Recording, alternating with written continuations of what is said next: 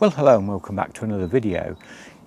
As it's getting on for spring now, and in regards to somebody asked me a question, as you know, I've been into riverboating on inland rivers for many years now, basically since I was really 5 years old.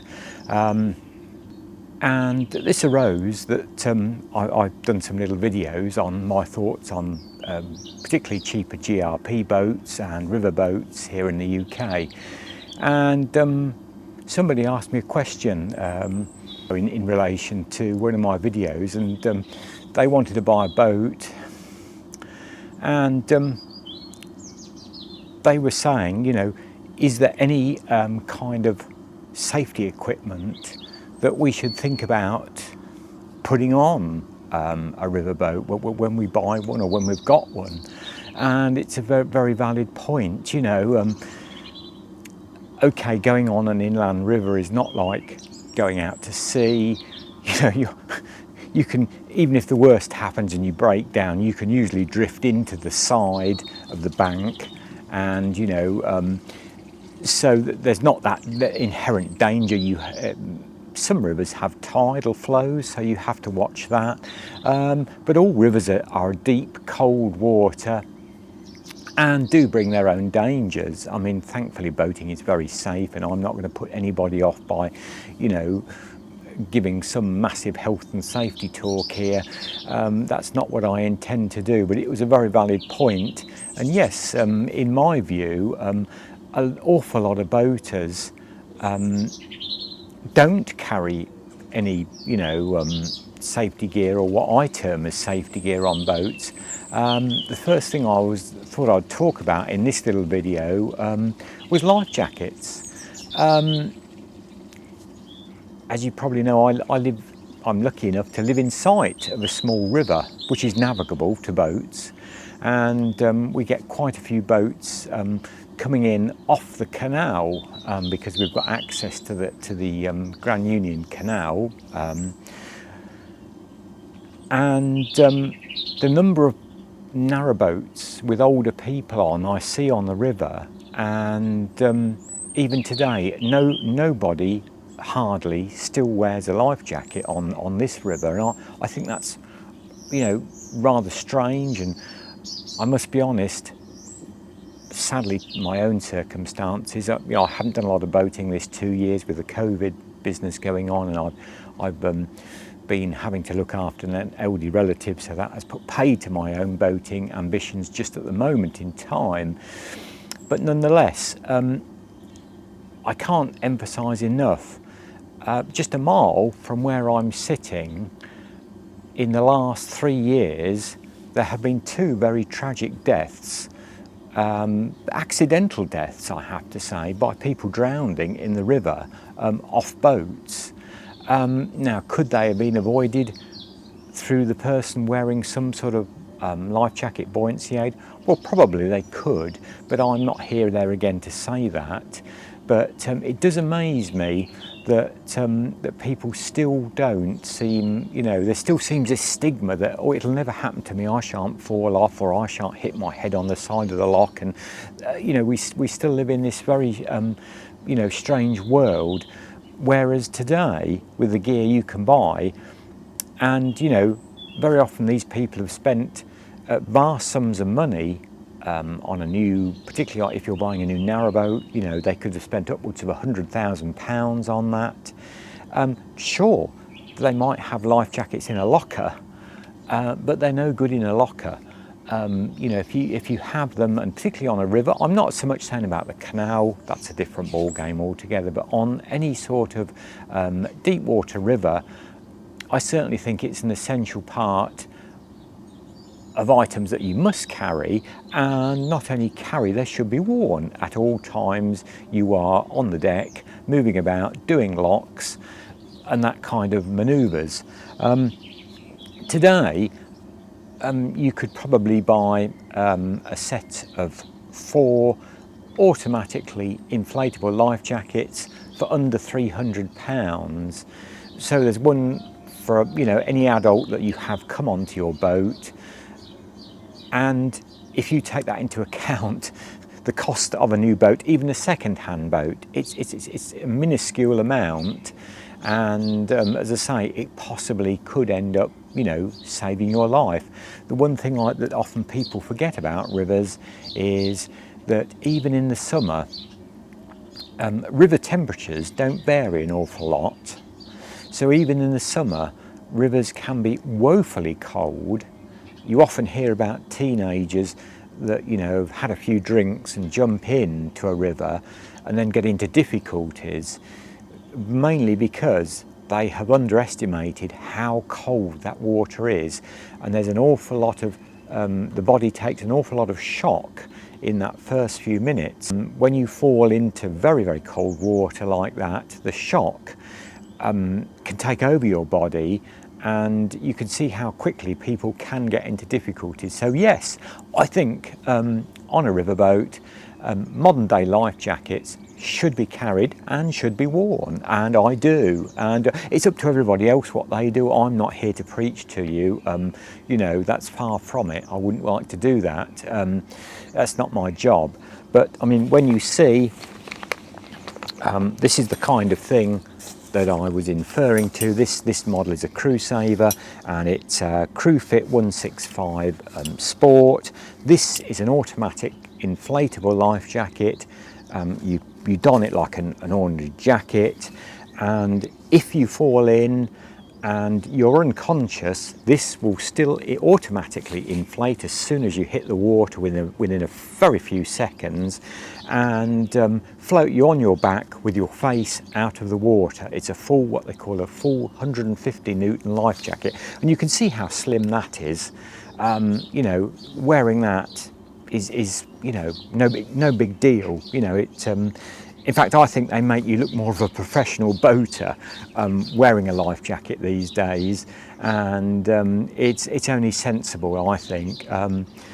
Here on our river, we have very wide, very deep locks. Particularly if you're a solo boater and go boating on your own, it's even more important, I feel. That life jacket will cost anything, you know, upwards 70 to 90 to maybe £100. But there again, as I've said, there are some good deals out there. If you look at the chandlery, you know, very often they sell 3 or 4 cheaper than buying one if you add the total together, kind of thing. That has a CO2 cylinder in it that automatically inflates, and an automatically, you know, inflate device. As I say, as soon as the water hits, as soon as you get in the water and it's submerged into the water, you know, don't worry if it rains on it. You know, if you're out in a thunderstorm, I have known these are the earlier models. They sometimes used to inflate if you were in a thunderstorm, because they had like a little tablet that used to dissolve, like almost like a little aspirin. And when that gets wet, that dissolves. But now they've improved them more. But as I say, as soon as you fall in, that will inflate, turn you on your back, and basically save your life. You know, if you get into difficulties, and you know, somebody, you know, or you can get to the bank or get to the side of the boat or whatever. And so I don't see that's any, you know, detriment to anybody to have to put that on every time. You know, you start off, you're going along on your boat, or even working on your boat, even cleaning your boat if you're on your own. It's so easy to lose a footing and slip in, and as I say, even a lot of these marinas are quite deep. The inland marinas are, you know, quite deep water. Our river might look very deceivingly narrow, but I know from experience there's some quite deep holes that get washed out in the river, and it can be up to 16 foot deep in places. And as I say, mighty cold, even in the summer. You can have that shock effect when you fall in. So yeah, I certainly think that's one very, very important piece of safety gear. I have another. This is a brand new. These are off one of my boats. This is an Elite 195 life jacket. This is a Crew, KRU, a good make again. There again, an automatically inflatable one, very similar to the Crew Saver. they're all, you know, much the same these days. I'm not going to pick one brand and tell you to go and buy one brand, because, you know, that's for you to go out and discover what you like, put them on, see how they fit, see how you feel in it. As like I say, that's so slim, it's very easy to work on your boat. You hardly know it's on, really. And I'm amazed, as I say, today, that I still see so many people boating, particularly coming down on narrow boats onto the river, that don't have one of these on. And that's up to them. And, you know, like I said, I appreciate that, but I think it's a very important item that you should carry on a river boat. I class that as, you know, one really essential piece of equipment that you should carry. There's quite a few, and as how I should be doing other little videos and having a look at some more safety gear that I think is essential on a river boat. You know, you make your own decisions and make your own mind up, but these days I wouldn't, you know, set off without my life jacket on. I feel that strongly about it now, and they have got so good, and you know, so compact. They're amazing, really. And I could probably just quickly, so it just goes through the arm, like putting a jacket on. A lot of people get in a kerfuffle about putting them on. And then this metal buckle, this is a metal buckle. There's quite a few different fastenings on these. You can buy them with the, you know, the plastic buckles, and that just comes through like so. Then you can adjust the webbing straps at the side to pull it in tight, and as I say, you hardly know you've got it on. There is a there is an underleg strap, which, you know, is advisable there again. That comes up and clips onto that, and then you can pull that tight. That, why those have become more prominent, and they're a good idea to wear them, the under the leg strap, is when it inflates, and if it inflates, life jackets obviously are full of air. They have a tendency to rise up, and obviously that keeps it all in check and keeps the flotation on your body where it's most needed. As I say, very easy to put on. You know, as I've said many times, why wouldn't you wear one rather than why would you wear one? It's so easy, so compact, and so lightweight.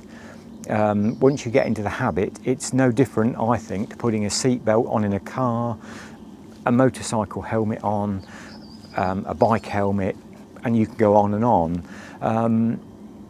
You know, there again, I don't want to get it's a bit of a pun, go overboard on health and safety, because boating is about enjoying the moment and enjoying the countryside and enjoying the peace and quiet, but that all has to be done in the safest possible way. So certainly that's one of my, you know, key pieces of safety equipment that I, you know, would recommend that you invest in, and certainly have one for every member on your boat.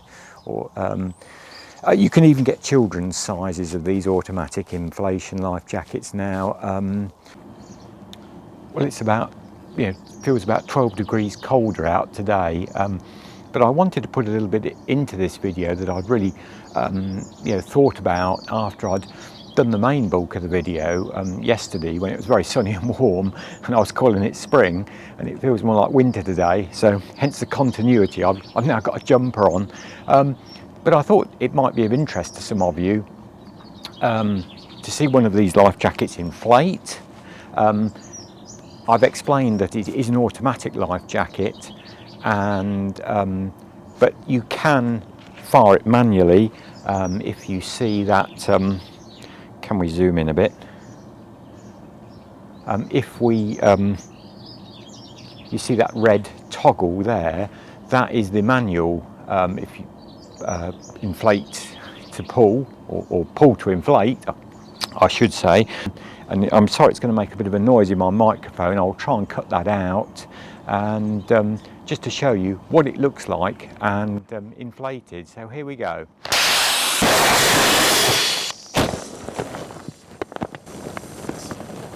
and you can see, whether you're still hearing me, that was incredibly quick. It does take a few minutes, or a few seconds rather, to get up to, obviously to full capacity, but there you go. It's as quick as that, and you have a full life jacket on. So I just thought you might like to see that, and how quickly they do inflate.